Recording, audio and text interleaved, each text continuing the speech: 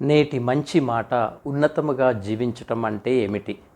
చాలామంది ఉన్నతంగా జీవించటం అంటే మంచి కుటుంబంలో పుట్టడం, గొప్ప హోదాలో ఉండటం, ఖరీదైన ఇంట్లో నివసించటం లేదా చాలా డబ్బు కలిగి ఉండటం అని అనుకుంటారు. కానీ అది నిజమైన ఉన్నతమైన జీవితం కాదు. నిజమైన ఉన్నతమైన జీవితం అనేది మన ఆలోచనలు, పనులు, మాటలలో కనిపిస్తుంది. కాబట్టి మనం ఉన్నతంగా జీవిస్తూ ఉన్నాము అంటే మొదటిగా మన ఆలోచనలు గొప్పగా ఉండాలి. ఇతరులకు మంచి చేయాలనే తపన, మంచిని కోరుకునే ఆలోచనలు కలిగి ఉండాలి. మన ఆలోచనలు గొప్పగా ఉండటం అంటే కేవలం మన గురించి మనం గొప్పగా అనుకోవటం కాదు. ఇతరులకు మంచి జరగాలని, అందరూ బాగుండాలని కోరుకోవటం గొప్ప ఆలోచన. మన చుట్టూ ఉన్నవారికి, సమాజానికి ఏదో ఒక విధంగా మంచి చేయాలనే తపన ఉండాలి. ప్రతి పరిస్థితిలోనూ మంచిని చూడటానికి ప్రయత్నించాలి. బయటి సంపదలు, హోదాలు కాకుండా మన లోపలి ఆలోచనలే మన నిజమైన గొప్పతనాన్ని ప్రతిబింబిస్తాయి. రెండవది, మన పనులు ఇతరులకు మేలు చేసేవిగా ఉండాలి. మనం చేసే పనులు ఇతరులకు సహాయపడేవిగా, సమాజానికి ఉపయోగపడేవిగా ఉండాలి. మనం చేసే పనులు ఇతరులకు మంచి చేయాలంటే అది కేవలము పెద్ద విషయాలు చేయటమే కాదు, చిన్న చిన్న విషయాలు కూడా మనము చేయగలగాలి.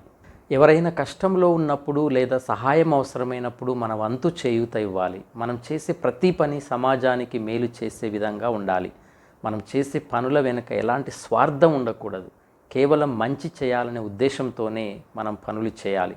మనం చేసే ప్రతి పనిలోనూ ఇతరుల మేలు, సమాజానికి ఉపయోగం అనేవి ప్రాథమిక సూత్రాలుగా ఉండాలి. అప్పుడే మన పనులకు నిజమైన విలువ వస్తుంది. ఇక మూడవదిగా, మనం మాట్లాడే మాటలు గౌరవప్రదంగా ఉండాలి. మనం మాట్లాడే మాటలు మర్యాదగా, హుందాగా ఉండాలి. అవి ఇతరులను బాధ పెట్టేవిగా ఉండకూడదు.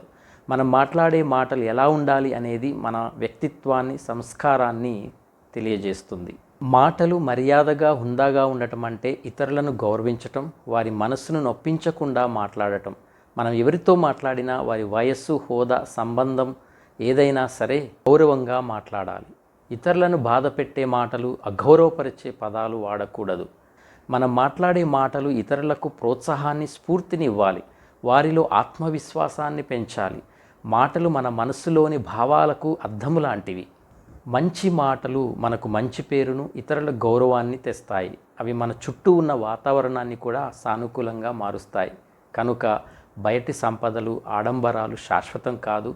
మన లోపలనున్న మంచి గుణాలు, స్వచ్ఛమైన మనస్సు మరియు ఉన్నతమైన ప్రవర్తనే మనకు నిజమైన ఉన్నతమైన జీవితాన్ని ఇస్తాయి.